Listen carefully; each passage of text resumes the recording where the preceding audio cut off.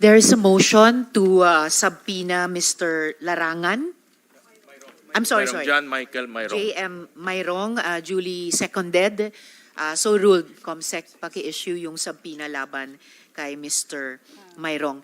And point very well taken yung sinabi ni Senator Sherwin dun sa ibang invited resource persons, some already covered by subpoena, sa pag-absent sa hearing na ito.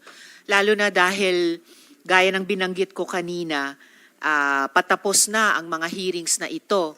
Kumbaga, nagsasara na rin yung window of opportunity sa mga resource persons. Magpakita dito to honor the invitation or lalo na to honor a subpoena at magsabi na ng totoo. Kumbaga, pa-last chance na magsabi ng totoo sa komite in aid of this investigation. COMSEC, to follow up, anong status ng imbitasyon natin kay JP Samson? Madam Chair, we sent a subpoena to Mr. Samsung, and it was received by his driver, and there's no reply from them. Madam Chair, if I may. Yes, SP Pro Tempore. Yes, according to our committee secretary, Mayor Feliciano declined the invitation because of a prior commitment. Yes, sir. And I think that is totally unacceptable to me and the committee.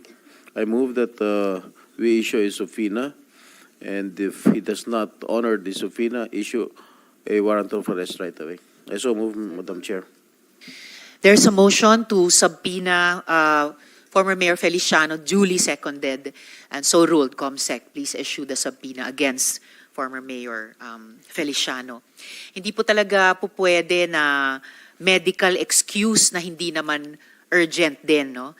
So I address this to those already mentioned na nagsasite ng medical reasons at pati kina Ms. Geraldine at Ms. Catherine.